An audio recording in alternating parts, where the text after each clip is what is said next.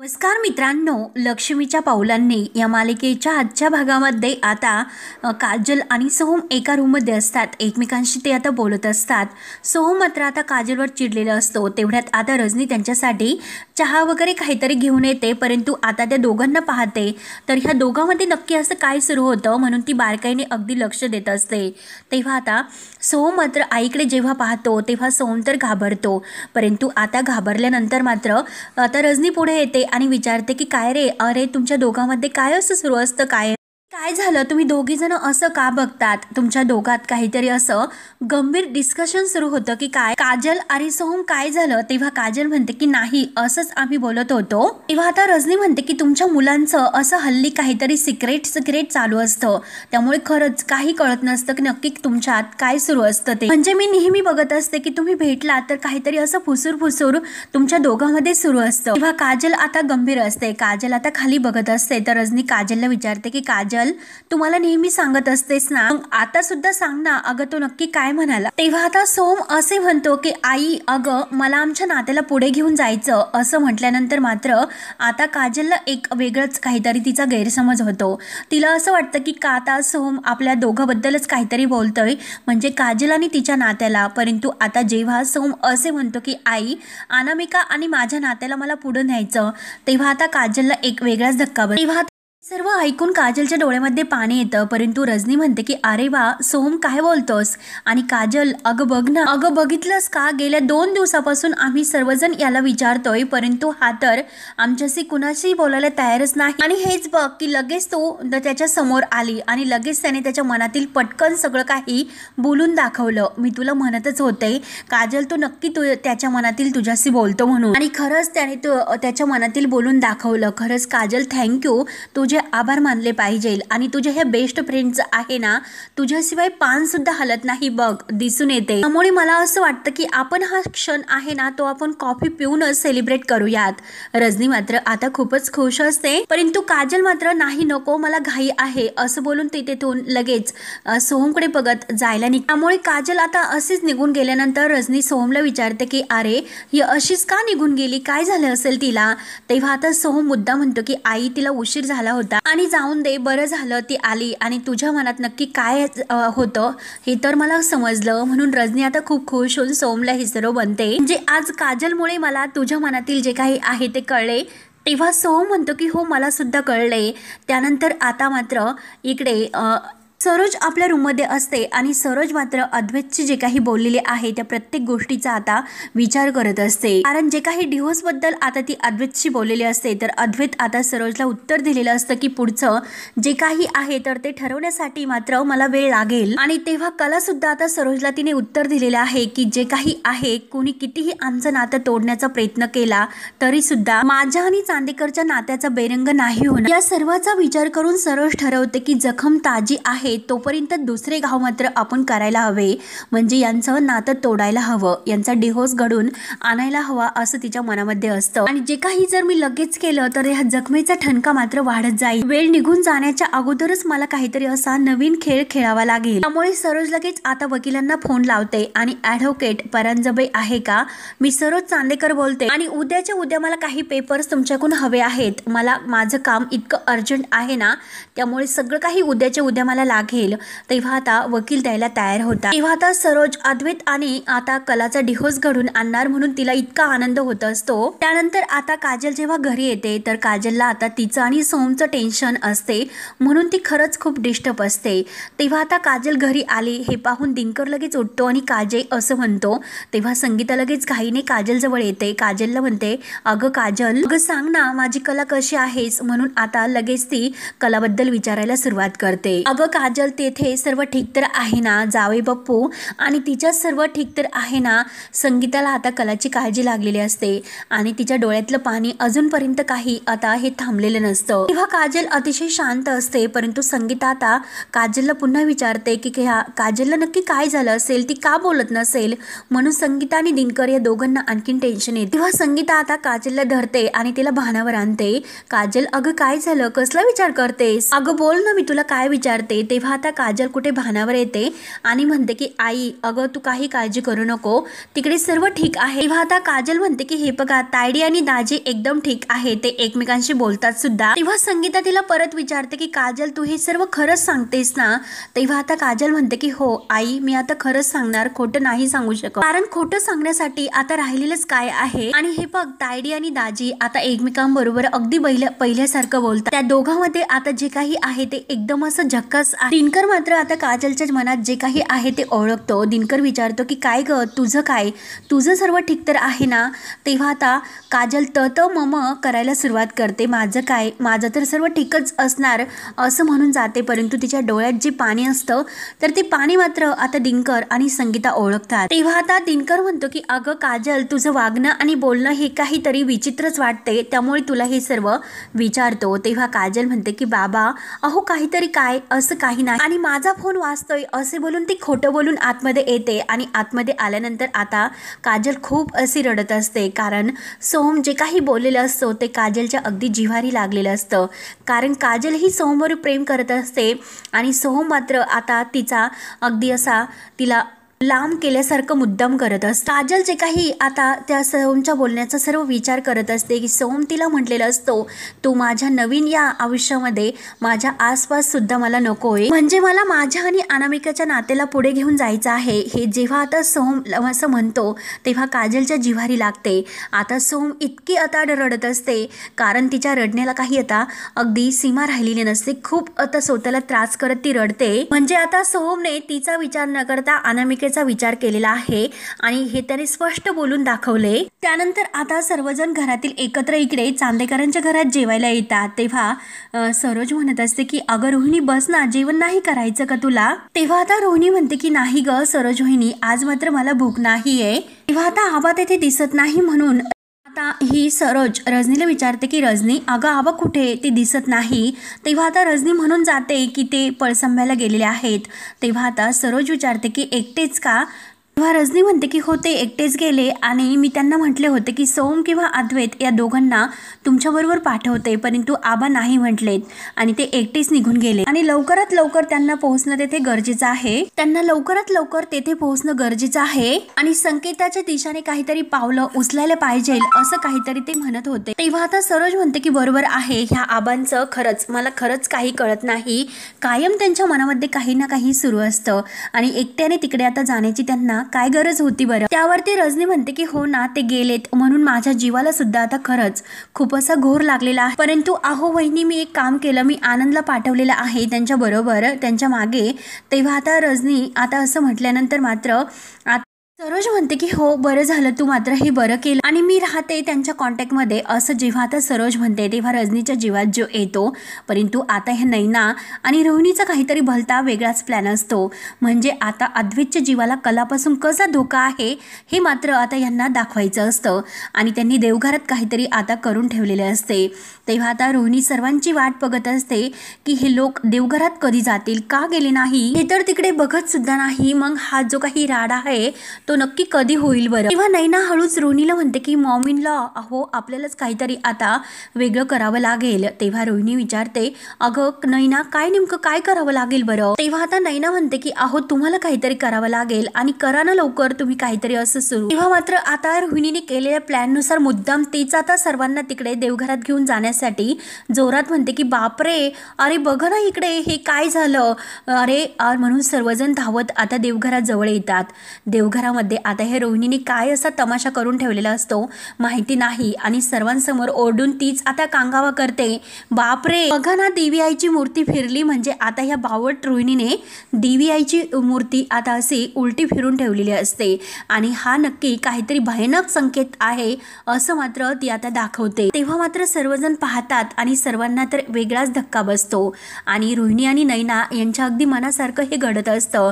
देवी आईची मूर्ती अशी उलटी फिरलीच कशी म्हणून आता सर्वजण अगदी घाबरलेले असतात. सर्वांना टेन्शन येतं की हे नक्की काय असं असेल, कलाला सुद्धा धक्का बसतो. आजपर्यंत आपल्या घरात असं कधीही काही झालं नव्हतं. इनफॅक्ट म्हणजे आई अंबाबाईचा आपल्या घरावर आशीर्वाद आहे. नेहमी म्हणत असतात की आई अंबाबाई आपल्यावर अगदी लक्ष ठेवून असते आणि तिचा आशीर्वादाचा हात कायम आपल्या डोक्यावर असतो, म्हणून आपण तिची आराधना करत असतो. आणि आज तरी सुद्धा ही मूर्ती फिरली म्हणजे मग रजनी याचा अर्थ काय होतो? अंबाबाईने आपल्याकडे पाठ फिरवली की काय असा अर्थ होतो की काय? म्हणून ती आता सर्वांना आणखीनच घाबरून देते. तेव्हा आता रजनी म्हणते की अहो रोहिणी वंश, तुम्ही असं का बोलतात? असं काही नाही. असं कसं होईल? देव्हाऱ्यातील ही जी काही मूर्ती आहे ती स्वतःहून कशी ही देवीची मूर्ती फिरेल बरं? देवा हे काय चाललं आहे? तेव्हा आता रोहिणी म्हणते की डॅड सुद्धा आता इथे कोल्हापूरमध्ये नाही आणि डॅड म्हणतात तसा नक्की काहीतरी हा देवी आईचा भयानक संकेत तर नसेल ना? आणि जर आता डॅड येथे असते तर त्यांनी आपल्याला काहीतरी दिशा अर्थ नाहीतर काहीतरी मार्ग तरी त्यांनी दाखवला असता. आणि डॅड सुद्धा आता येथे नाहीत, आपण मात्र काय करायचं आहे बरं? तेव्हा रोहिणी लगेच आता मुद्दाम सरोजला विचारते की अगं डॅड तर हे ट्रॅव्हल करतात, मग त्यांच्यावर काही संकट तर ओढवणार नाही ना? रोहिणी तर मुद्दाम हे सर्व बोलते, परंतु आता सर्वांना ह्या बोलण्याचा रोहिणीचा राग येतो आणि धक्का सुद्धा बसलेला असतो. सर्वांना आता खरं आबांची काळजी लागते. तेव्हा सरोज म्हणते की रोहिणी अगं वाटेल ते काय बोलतेस? आणि हे पग संकेत वगैरे जे काही आहे ना त्यावरती माझा काही विश्वास नाही. आपण एक काम करूयात, आपण गुरुजींना घरी बोलावून घेऊयात आणि ह्या मूर्तीची आपण पुन्हा स्थापना करूयात. पुन्हा तिची प्राण प्रतिष्ठा करून स्थापना झाल्यानंतर पुन्हा आपण तिची अगदी व्यवस्थित स्थापना तिच्या जागी करून घेऊयात. एवढं काही झालेलं नाही, लगेच इतका अभद्र विचार करू नका. तेव्हा लगेच सरोज राहुलला गुरुजींना फोन लावण्यासाठी सांगते आणि सर्वांना आता सरोज म्हणते की हे बघा चला सर्वांनी आपापल्या कामाला लागा. राहुल म्हणतो की हो मामी मी फोन करतो. आणि सरोज मात्र अद्वैतला म्हणते की तू जरा माझ्या रूममध्ये येतोस का? मला जरा तुझ्याशी महत्त्वाचं बोलायचं आहे. म्हणून आता सर्वजण आता रूममध्ये निघून जातात. सरोज सुद्धा अद्वैतला घेऊन रूममध्ये जाते तर कला बिचारी एकटी मात्र ती तेथे आता देवघरातच असते, कारण कलाला आता ह्या गोष्टीचा खूप असा त्रास झालेला असतो. ती आता विचारात पडलेली असते की नक्की हे सर्व काय झालं असेल. तेव्हा आता कला विचार करते की अंबाबाई अगं हा कोणता संकेत असेल? आतापर्यंत तर तू सगळे काही अगदी चांगलेच संकेत दिलेले आहेत, परंतु आताच मात्र हे सर्व असं काय असेल? नक्की तुझ्या मनामध्ये काय आहे? असं तुला काहीतरी असं सांगायचं आहे का ग? नक्की काय आहे हे सर्व? तेव्हा आता कलाही तेथील देवघरातील दिवा घेते आणि सर्वत्र धूप व्यवस्थित फिरवत असते. तेव्हा मात्र आता लगेच इकडे सरोज मात्र अद्वैतच्या रूममध्ये येतो आणि अद्वैत आता सरोजला विचारतो की काय ग आई नक्की काय झाले असे? आई काही काम होतं का? तेव्हा लगेच अद्वैत असं म्हटल्यानंतर सरोज म्हणते की हो काम तर होतं, बस आता खाली. अरे मला तुला काहीतरी सांगायचं आहे, परंतु तुला वेळ तर आहे ना हे सर्व बोलण्यासाठी? तर अद्वैत म्हणतो की हो आई माझ्याकडे वेळ तर आहे. तेव्हा मात्र आता सरोज म्हणते की हो मला तुला तेच सांगायचं आहे, कारण वेळ ही अशी विचित्र गोष्ट आहे. आपल्याकडे जेव्हा वेळ असते तेव्हा ती वेळ मात्र पुढे सरकत नसते आणि आपण तिच्याबद्दल विचार करत असतो, पण जेव्हा आपल्याकडे वेळ नसते तर तेव्हा आपण तिच्याबद्दल विचार करत असतो. आपण अनेकदा असं बोलून जातो की माझा काम नाही, माझा टाइमपास झालेला आहे. टाइमपास या शब्दाचा जो काही अर्थ आहे तर तो वेळेची किंमत आपल्याला करून देतो आणि टाइमपास या शब्दाचा अर्थच असा होतो की वेळ फुकट गेली. त्यामुळे अद्वैत वेळेची सुद्धा कदर करता आली पाहिजे. त्यावर आता अद्वैत विचारतो की म्हणजे नेमकं आई तुला काय म्हणायचं आहे? तर आता सरोज म्हणते की हे बघ कोणत्याही गोष्टीचा विचार करताना कोणतीही इतकी घाई करू नये असं मला म्हणायचं होतं. तो निर्णय जर मनामध्ये अगोदरच तयार झाला असेल तर कशाला मग कारण देत राहायची, कशाला थांबून घ्यायचं? म्हणजे अरे हे बघ ह्या महिना अखेरीस तो निर्णय घेणार आहे, मग त्यासाठी अख्खा महिना कशाला व्हायला घालवायचा? आता सरोजला मात्र डिव्होर्सबद्दल ह्या अद्वैतशी बोलायचं असतं की अद्वैत तू लगेच आता निर्णय घेऊ शकता, कारण तुझ्या मनाची तयारी तर झालेली आहे, मग कशाला इतका वेळ थांबवायचा असं तिला आता म्हणायचं असतं. निर्णय जर अगोदर तयार झालेला असेल तर का थांबून राहायचं? आता अद्वैत विचारात पडतो. त्यानंतर आता कला ही सर्वत्र घरामध्ये धूप हा अगदी दरवळत असते, फिरवत असते आणि तेव्हा मात्र आता रजनी ही कलाकडे बघून अगदी खुशून हसते. तर आता कला ही तिकडे येणार असते. सरोज आणि अद्वैत ज्या रूममध्ये बोलत आहे तिकडे, तेव्हा आता सरोज आता अद्वैतला म्हणते की हे बघ मी तुला आणखीन एका सोप्या भाषेत सर्व काही व्यवस्थित सांगते की हे बघ अद्वैत, आपण निर्णय घेताना मात्र दोन पातळीवर विचार करत असतो. एक असते बुद्धी आणि दुसरं म्हणजे आपलं मन. बुद्धीने जे काही निर्णय आपण घेतो ते मनाला पटत नसतात आणि मन जे काही सांगत असतं तर त्याच्याशी बुद्धीचं कधी सहमत होत नसतं. मग अशा वेळी शांत राहून विचार करून सर्व काही निवाडा आपल्याला करायचा असतो. तुझ्या बाबतीत तर असं झालेलं आहे की तू बुद्धीपर्यंत आता निर्णय घेऊन बसलेला आहे आणि तो निर्णय मात्र तू आता मागे घेऊ नकोस. आणि दुसरीकडे एका मनाला तू विचार की अगोदर आपल्याला किती संकेत मिळाले आहेत. तेव्हा आता अद्वैत म्हणतो की आई संकेत या गोष्टीवर माझा विश्वास नाही. तेव्हा आता सरोज म्हणते की अरे मला हे सर्व तुझं मान्य आहे, असे संकेत वगैरे जे काही असतात तर त्या संकेतावर आपल्या दोघांचा सुद्धा विश्वास नाही, माझा सुद्धा विश्वास नाही, परंतु अरे चांगले संकेत मिळाल्यानंतर चांगलंच होतं असं आपण म्हणत असतो. आणि याच्या बाबतीत जर म्हणायचं आहे तर आपल्याला अनेक असे वाईट संकेत आपल्याला मिळालेले आहे, मग त्याकडे आपण का दुर्लक्ष करायचं. चांगले संकेत आपल्याला मिळाल्यानंतर आपण आनंदित होतो, मग आपण वाईट संकेत मिळाल्यानंतर सावध होतो, म्हणून आपण सावध व्हायला पाहिजे. आणि हे बघ अद्वैत, तू खरंच खूप चांगला मुलगा आहेस. तुमच्यामध्ये जर काही अशा चांगल्या गोष्टी जर घडल्या असेल तर आपण ह्या मुलीला अजून एक आपण संधी ह्या मुलीला देऊया असा विचार तू नक्कीच तुझ्या मनात करत असशील. तर मला तुला हे सांगायचं आहे की अद्वैत, तुला दिशा देण्यासाठी हा संकेत मिळालेला आहे आणि आज जो काही अपशकुन घडलेला आहे तर हेच आता त्या प्रश्नावरील उत्तर आहे. हा संकेतच तुला सांगत आहे की पुढचं पाऊल तू उचलू नको, तू तिकडेच थांब. त्यामुळे मला सुद्धा हेच वाटतं की नुसत्या ज्या गोष्टी आपल्यासाठी महत्त्वाच्या नाही तर आपण त्यासाठी वेळ वाया घालवायचा नाही. कशाला वेळ वाया घालवायचा, जे काही मी तुला म्हणले. म्हणून लगेच आता तिच्या मनात जे काही ठरलेलं असतं डिव्होर्स, तर त्या डिव्होर्सचे पेपरची फाईल ती घेऊन आलेलीच असते. पूर्ण तयारीने ती आता अद्वैतकडे येते आणि अद्वैतला ती आता त्याबद्दल अगदी समजावून हे अगदी गोड बोलून आता अद्वैतला डिव्होर्स देण्यासाठी तयार करत असते. परंतु अद्वैत आता त्या फाईलकडे एकटक बघत असतो, कारण तो विचार करत असतो की खरेला एकतरी संधी द्यायला हवी. तेव्हा मात्र आता डिव्होर्सच्या फाईलकडे अद्वैत एकटक पाहतो आणि आता ती फाईल आपल्या हातात घेतो आणि म्हणतो की डिव्होर्स पेपर. तेवढ्यात लगेच कला आता धूप फिरवतच तेथे आलेली असते आणि डिव्होर्स पेपर हे शब्द तिच्या कानावर पडतात तर कलाच्या पायाखालची जमीन हलते. कलाला एक खूप मोठ्या प्रकारचा धक्का बसलेला असतो, शॉक बसलेला असतो. तेव्हा आता सरोज लगेच अद्वैत समोर पेन धरते. अद्वैतला म्हणते की अद्वैत, मी तुझी आई आहे आणि हे जे काही ओझ्याखालचं नातं आहे तर ते अगदी ओढवता ओढवता तुझा दमछाक होणार आहे, त्यामुळे अशा नात्यात तू गुंतू नकोस. कला आता हे सर्व काही बोलणं ऐकत असते. कलाच्या डोळ्यातून खळखळ असं पाणी येत असतं. अद्वैत, अरे वेळीच निर्णय घे आणि ह्या पेपर्सवरती सही कर.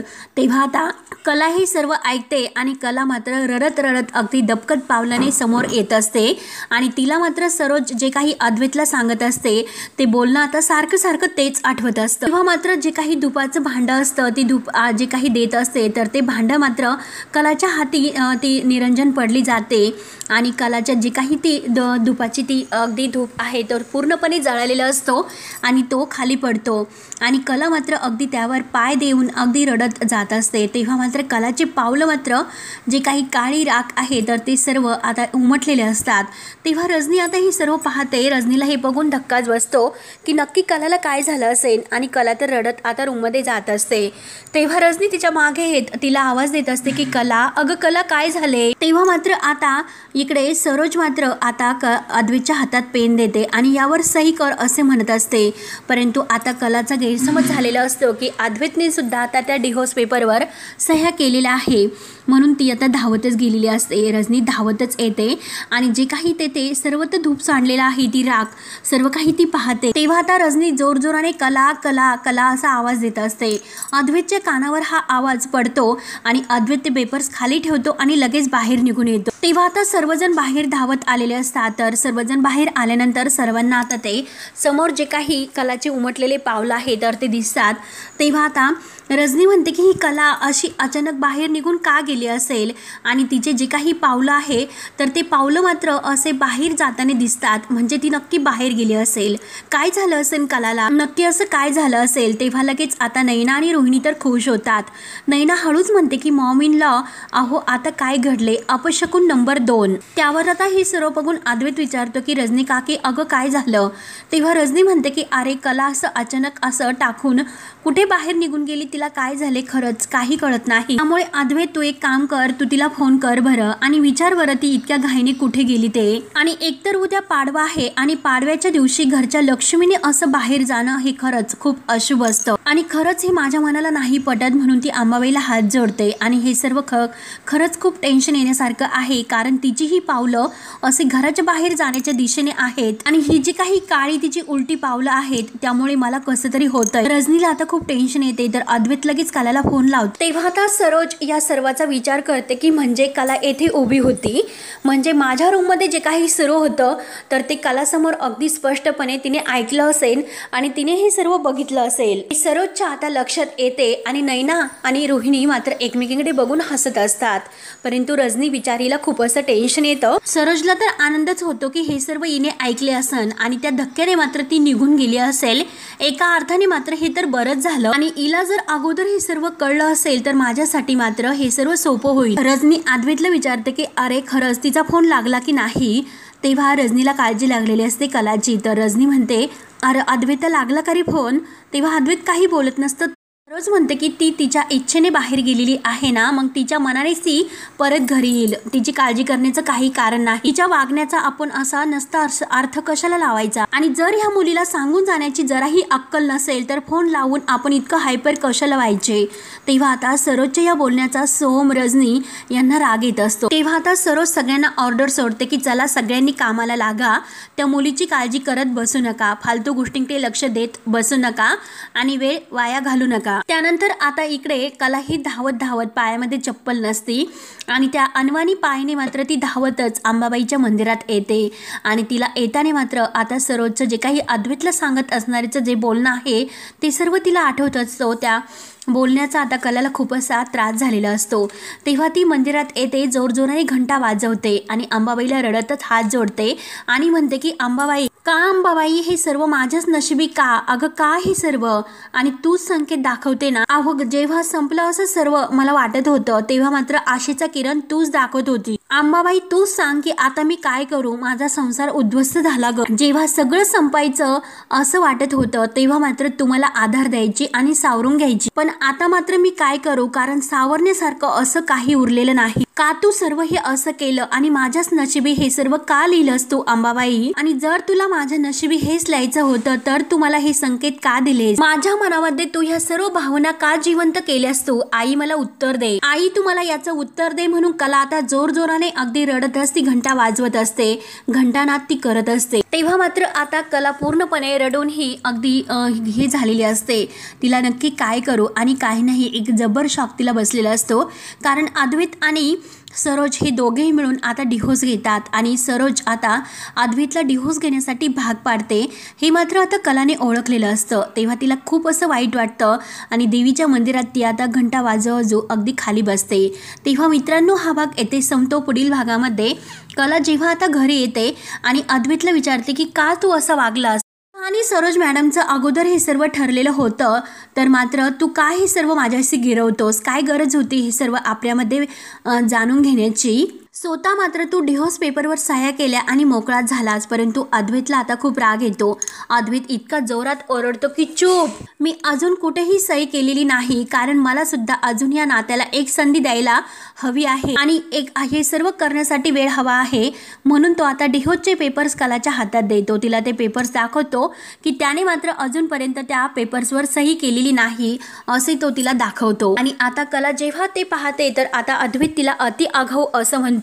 तेव्हा कलाला बिचारीला खूप असा आनंद झालेला असतो, कारण अद्वैतच्या मनामध्ये सुद्धा आता ह्या नात्याला आणखीन एक संधी द्यायला हवी असं आता अद्वैतला सुद्धा वाटतं. हे कलाने आता ओळखलेलं असतं. म्हणून आता कला इतकी खुश होते आणि ती आता अद्वैतला इतकं प्रेमाने जिंकून घेण्यासाठी अद्वैतला नात्याची एकही संधी ती मिळून देणार नसते. आणि आता कला आणि अद्वैत या दोघांचं नातं देवी आईच्या आशीर्वादाने कसं फुलतं आणि सरोजचा कसा जळफळाट होतो हे बघणं आता खूप असं रंजक ठरणार आहे. तेव्हा मित्रांनो पुढे काय काय होतं हे बघण्यासाठी आपल्या चॅनलला नक्की सबस्क्राईब करत राहा. धन्यवाद.